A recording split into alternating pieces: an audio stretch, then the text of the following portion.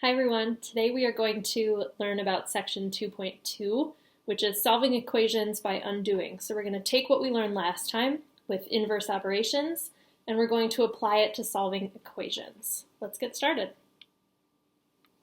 Go ahead and title your notes 2.2, Solving Equations by Undoing. The date today is April 20th. All right, so let's start off with a simple equation like 3n equals 42. We're going to solve this by undoing, and I want to actually use a flow chart to show you why we take the steps that we do to solve this. So first things first, we're doing 3 times n equals 42. So if I'm thinking in terms of inverse operations, undoing this multiplication, I'm going to want to divide by something.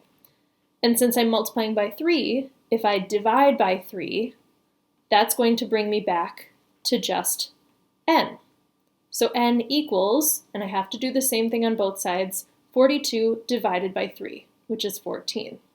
But let's say you're sitting there and you're like, why am I doing this? What's the reasoning behind this? Let's think of just n. Let's put n in its own little bubble here. What are we doing to n in this equation? Well, we're multiplying n by 3. See, I'm making a little flow chart here. And what do we end up with? We end up with 42. If I'm trying to find what n is, remember we can go back and use the inverse operation to find this number. So I'm going to do the inverse of multiplying by 3, which is dividing by 3. And that will lead me to n equals 14. Let's do another one. Let's say we have w minus 32 equals negative 14. I'm going to make a flow chart for this one right off the bat. So I'm going to start with w, and I am doing what to it? I'm subtracting 32 from w, and I'm ending up with negative 14. If I want to go back, I'm going to do the inverse, so I'm going to add 32, and that means that w is going to equal 18. I can also, if I don't feel like making a flow chart, but I still need to show my steps, I can start with this equation at the beginning, and I can undo this minus 32 by just writing plus 32, both sides. We have to make sure to do it to both sides to balance this out. And then I will find that w equals 18 this way as well. Go ahead and try this one on your own. I want you to practice making a flow chart, even if it's not your favorite method. Go ahead and do it for this one. Pause the video right here and give it a try.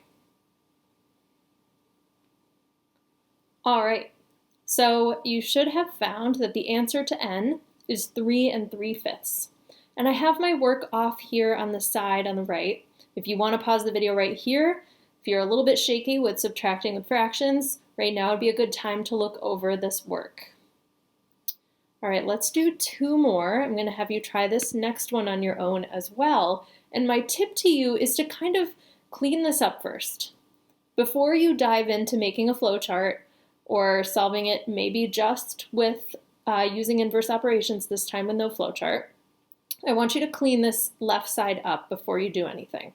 Pause the video, give it a try. All right, you should have found that c equals negative 32, and my little tip to clean up the left side would have led you to c plus 27. I like to kind of make things as neat as possible, and saying minus a negative, I can just treat as a plus. And if I can do that, I'm going to do it right from the start, just to make my life a little easier. If you chose to use a flow chart, that method is down here. Go ahead and pause it right here if you want to take a closer look at solving this. Let's do one more. I want you to try this last one on your own too. So we have negative 1.5 equals negative 7/8 plus k. The first thing I want you to do for this is also try to clean up this side. It might look like you can't do anything with it, but remember our commutative property that says that we can flip the order of an addition problem. So maybe flip those two terms here and see what you can do with this. Okay, so I'm going to walk you through this one. The answer is k equals -5/8. When I started, I flipped the k and the -7/8. When I have a plus, a negative here, I can just call that minus. So this is k minus 7/8. So I added 7/8 to both sides. I'm using that inverse operation, or undoing the subtraction. And I did my work off to the side over here. So -1/2 plus 7/8. I want to make sure that both of these have the same denominator first. So I get all the way down to this step down here. And I have -12/8 plus 7/8. We can kind of think of this. You can kind of think of just the numerators here. -12 plus 7 is -5. So my answer is -5/8. Let's say you're like a little uncertain about this answer, you just don't know. Plug it back in. Plug in -5/8 for k in your original equation and solve it out. See if the left side equals the right.